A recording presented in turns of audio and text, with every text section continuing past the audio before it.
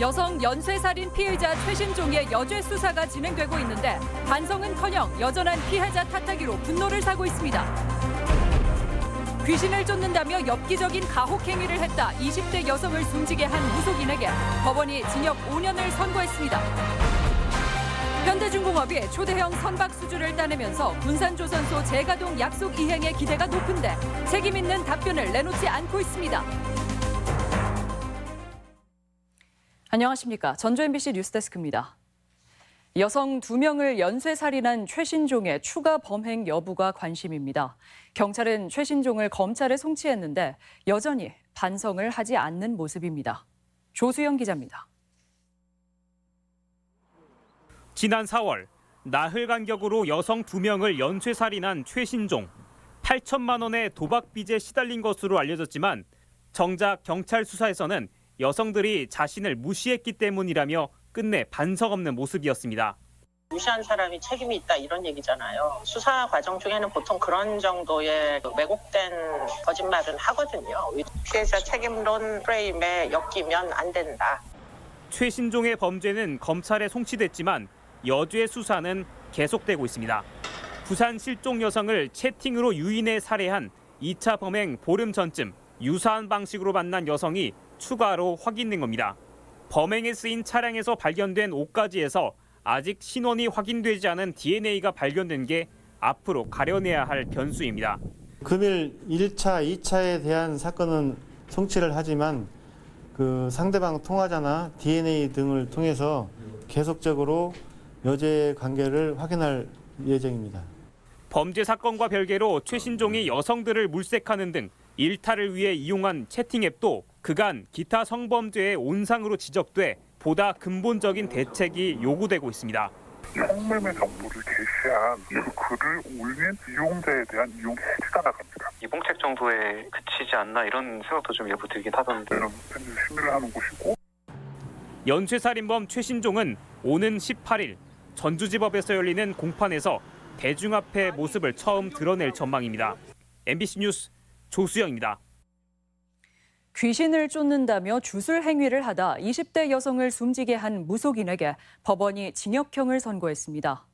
말이 주술 행위였지 연기를 마시게 하는 등 엽기적인 가혹 행위를 해 그야말로 선무당이 사람을 잡은 셈이었습니다. 법원은 딸을 죽음에 이르도록 방관한 피해 여성의 아버지에게도 책임을 물었습니다. 한범수 기자입니다.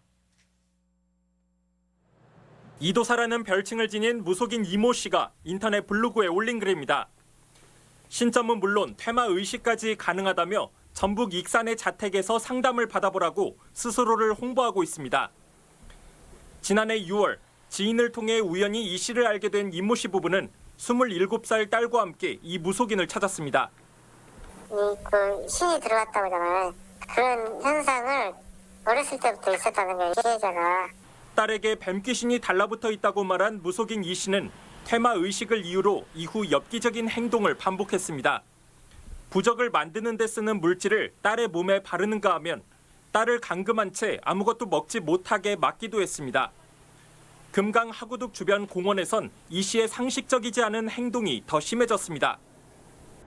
무속인 이 씨와 피해 여성의 부모는 새벽 시간 아무도 없는 이 공원 벤치까지 피해자를 끌고 왔습니다. 그리고 악귀를 쫓아낸다며 1시간가량 주술 의식을 진행했습니다. 피해 여성의 옷을 태워 나온 연기를 강제로 마시게 했고 얼굴과 가슴 등 여러 부위에 2도 화상을 입었지만 아무런 치료도 하지 않았습니다. 나흘간 가혹 행위를 당한 피해자는 끝내 목숨을 잃었습니다.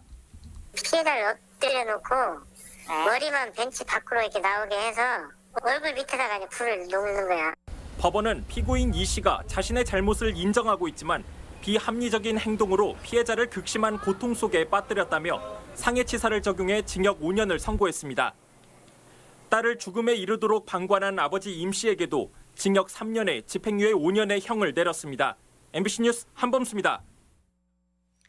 전주지검은 전주의 한 사립고 소속 교무실무사 34살 A씨를 업무 방해와 사문서 변조 등의 혐의로 구속 기소하고 이 학교 전 교무부장인 50살 B씨도 불구속 기소했습니다. A씨 등은 지난해 10월 전주의 한 사립고에서 치러진 2학기 중간고사 답안지를 고쳐 교무부장 B 씨의 아들이 10점의 이득을 보게 한 혐의를 받고 있습니다. 현대중공업 군산조선소가 이번에는 재가동의 계기를 마련할까요? 현대중공업 등이 중동의 카타르로부터 100척이 넘는 선박 주문을 따냈습니다. 군산조선소 재가동의 조건으로 일감 확보를 내걸었던 현대중공업이라 기대감이 높은데 답변은 여전히 유보적입니다. 유룡 기자입니다. 현대중공업과 삼성중공업, 대우조선해양이 카타르 국영석유회사의 액화천연가스 LNG 운송선 프로젝트를 따냈습니다. 2027년까지 무려 23조 규모로 100척의 LNG 운송선을 건조하기 위해 사전에 도크를 예약하는 협약을 맺은 것. 전라북도는 절반인 50척은 현대중공업에 배정될 것으로 보고 군산조선소 재가동을 요청할 계획입니다. 앞으로 LNG선 및 일반선 수주 시 군산조선소에 배정되어 조기 재가동될 수 있도록 건의 활동을 지속 추진해 나갈 계획입니다. 지난 2017년 현대중공업은 수주 물량 감소로 운영이 어렵다며 군산조선소 가동을 중단한 상황. 연간 70척 이상으로 수주 물량이 회복되면 재가동을 약속한 바 있어 기대가 커지고 있습니다. 하지만 아직 물량이 충분하지 않다며 재가동에는 미온적인 태도입니다. 업체당 가져갈 수 있는 척수가 5척에서 6척 정도밖에 안 됩니다. 1년 동안 말씀드렸죠. 실제 올해 수주 목표가 한 50척, 60척 정도 됐었는데 지금 한 10분의 1 정도밖에 수주가 안 돼 있는 상태거든요. 앞으로 7년간 주문이 분산된 데다 코로나19와 미중 무역 분쟁으로 물동량이 줄고 여타 선박 주문도 기대를 밑돌 거라는 이유를 대고 있습니다. 결국 재가동은 시기상조라는 건데 직을 걸겠다는 공약까지 내건 정치권, 군산 시민의 정서와는 너무도 거리가 멉니다. 가능하게 해야죠, 사실. 현대중공업 재가동이 군산시 경제 회생이 가장 빠른 길이라고 생각해서 제가 공약을 걸었던 거거든요. 여기에 최근 들어 대우조선해양과의 통합을 또 다른 이유로 들고 있습니다. 이번에는 통합 작업을 마무리한 이후에나 군산조선소 활용 방안을 확정하겠다는 것인데 현대중공업이 대기업 위상에 어울리지 않게 무책임하다는 비판만 높아지고 있습니다. MBC 뉴스 유룡입니다. 도내에서 과수화상병이 잇따라 발견돼 확산 우려가 현실화하는 모습입니다. 농촌진흥청에 따르면 어제 과수화상병이 처음 발생한 익산 낭산면 과수원에서 5km 떨어진 망성면의 사과 농가에서 추가 증상이 신고돼 검사 결과 확진됐습니다. 이에 따라 해당 농가에는 출입이 전면 통제됐고 주변 다른 농가에는 조사와 예찰이 강화됐습니다. 어제 과수화상병이 확진된 농가는 내일 1,200여 그루의 과일나무를 모두 매몰 처리할 예정입니다. 정확한 대기오염 물질 측정을 위해 대행업체 평가가 추진됩니다. 전라북도 보건환경연구원은 대기 배출 산업체계 측정 업무를 대행하는 도내 신규 업체 4군데를 대상으로 굴뚝 시료 채취 과정 등 7항목의 숙련도 평가를 실시하기로 했습니다. 도내 일부 대행업체들은 불충분한 시료 채취와 기록 조작 등으로 물의를 빚은 바 있어 부실업체를 가리는 데도 영향을 미칠 것으로 보입니다. 도내 고등학교도 내일 1학년 등교와 함께 모두 정상적인 대면 수업을 하게 됩니다. 문제는 집단 감염의 우려가 여전한 상황에서 다른 지역에서 오는 기숙사 입사 학생들입니다. 보건당국은 입사 전 진단 검사를 강화하며 만일의 사태에 대비하고 있습니다. 임홍진 기자입니다. 상산고등학교 1학년 학생들이 국립청소년 농생명센터에 한데 모여 코로나19 진단검사를 받고 있습니다. 임시로 마련된 선별진료소에서는 발열 여부와 검체 채취를 통한 검사가 이루어집니다. 1학년 360명 중 300명은 타 시도 출신으로 등교 수업을 앞두고 감염병 예방을 위한 불가피한 조치가 내려졌습니다. 여기서 검사를 받고 학생들 여기서 하루 재우고 그 버스를 전세를 해서 음성인 학생들 다 이제 기숙사로 옮겨 데리고 가려고 합니다. 1인당 검사비는 6만 5천 원인데 모두 도교육청이 예비비로 부담하고 지역 연구 학생들은 학교 자체적으로 비용을 대기로 했습니다. 도내 전국 단위 모집 29개 학교 중 타 시도 거주자 고1과 중1, 2학생 1,100명을 대상으로 기숙사 입사 전 검사가 이번 주까지 진행되고 있습니다. 수도권과 부산 등지에서 코로나19 확진 학생이 생겨 감염병 재확산이 염려되면서 학생들도 신속한 검사에 안도하고 있습니다. 지금 이렇게 코로나 검사 중인데 음성 판정 받아서 빨리 이제 학교 기숙사 들어가서 열심히 학교 생활하고 싶습니다. 도교육청은 학교 기숙사의 안정적 운영을 위해 가능한 한 1인 1실 사용과 함께 외부인의 기숙사 출입 통제를 요청했습니다.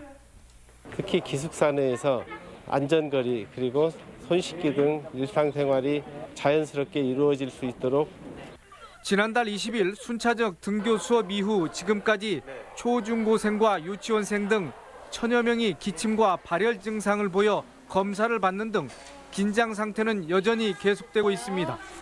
더욱이 코로나19는 무증상이나 경증에서도 전파력이 높은 만큼 학교 기숙사의 경우 철저한 대비와 방역수칙 준수가 강조되고 있습니다. MBC 뉴스 임홍진입니다. 내일 3차 등교 수업에 도내 초중고등학생 6만 8천여 명이 추가로 참여할 것으로 보입니다. 전라북도 교육청에 따르면 초등 3, 4학년생 3만 4천여 명을 비롯해 중2 1만 6천여 명, 고1 1만 7천여 명, 특수학교 63명 등 총 6만 8,200여 명, 전체 학생의 34%가 등교하게 됩니다. 초등 5, 6학년 등이 해당하는 4차 등교 수업은 오는 8일입니다. 교육부의 코로나19 대응 모니터링단 운영에 전라북도 교육청이 반대 입장을 표명했습니다. 김승환 교육감은 오늘 기자간담회에서 교육부가 교육 현장의 수업과 방역, 업무 처리와 관련해 총 10,000명으로 17개 시도 교육청에 운영하려는 모니터링단에 참여하지 않겠다고 밝혔습니다.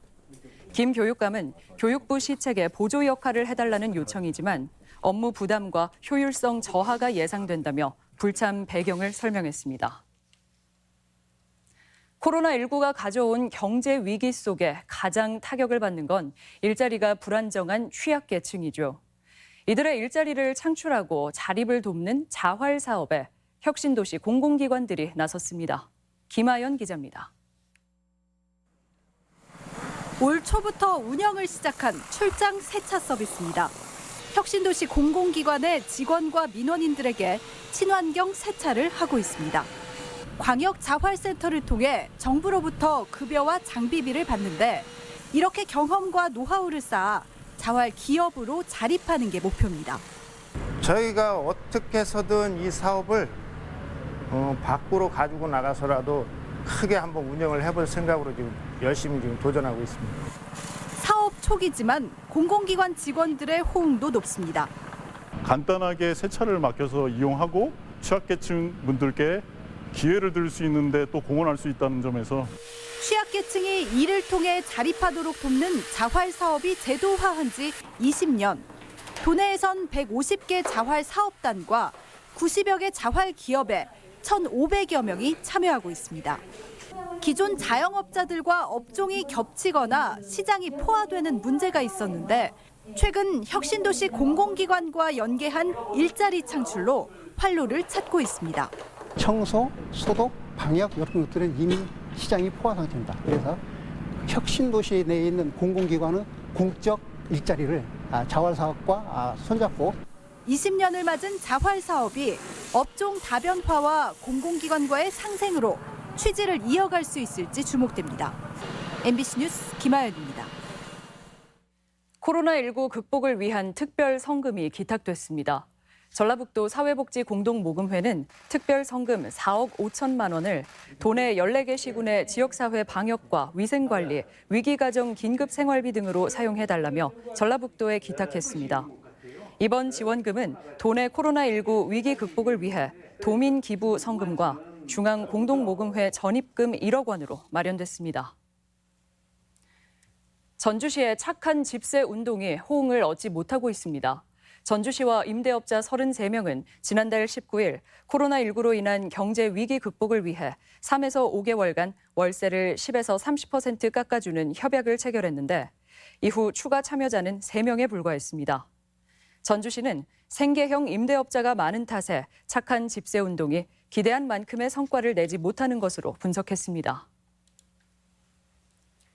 전북문화관광재단 대표이사 인사청문회가 내일 개최됩니다. 전라북도 의회는 전라북도가 요청한 이기전 대표이사 후보자 인사청문회를 내일 열고 도덕성과 전문성 그리고 업무 능력 검증에 나선다고 밝혔습니다. 전북문화관광재단 대표이사는 지난해 12월부터 적임자를 찾지 못한 채 그동안 3차에 걸쳐 공모가 진행될 정도로 선임에 어려움을 겪어왔습니다. 향토기업 쌍방울 그룹이 마스크 제조로 고향에서 제2의 도약을 꿈꾸고 있습니다. 쌍방울 그룹은 오늘 익산시와 익산 국가산업단지 공장에 3차원과 덴탈 마스크 등의 제조가 가능한 설비 30대를 도입해 다음 달부터 본격 생산하기로 업무 협약을 맺었습니다. 쌍방울은 연간 4억 장의 마스크를 생산하고 그동안 축적된 섬유 산업 기술로 방호나 위생용품 시장에도 진출하겠다고 밝혔습니다. 차세대 에너지 수소 연료 전지를 홍보하기 위한 수소하우스가 부안에 문을 열었습니다. 옛 부안군수 관사에 마련된 수소하우스는 2,200여억 원의 도서를 갖춘 북카페를 비롯해 수소 연료 전지 관련 홍보관, 전지 온수 조격장 등을 갖췄습니다. 수소하우스는 고체 산화물 시스템 연료 전지에서 생산되는 전기와 열, 온수를 직접 사용합니다. 진안 운이람 반이람에 계곡을 가로지르는 구름다리가 설치됩니다. 진안군은 관광객들에게 새로운 볼거리를 제공하기 위해 올해 말까지 46억 원을 들여 높이 72m, 길이 220m의 구름다리와 탐방로 600m를 조성하기로 했습니다. 구름다리는 바닥판이 뚫린 형태로 운이람 반이람의 계곡과 기암괴석 등을 한눈에 내려다볼 수 있습니다. 김제시가 이웃과 더불어 살아가는 치매 친화적 환경을 조성하기 위한 제2호 치매 안심 아파트 현판 제막식을 가졌습니다. 김제시는 지난해 신푼동 월성마을에 이어 두 번째로 검산 주공 1차 아파트를 치매 안심 아파트로 지정했으며 현판식을 시작으로 치매 인식 개선과 맞춤 치매 예방 프로그램 등 다양한 사업을 추진하게 됩니다. 지금까지 전북권 뉴스였습니다.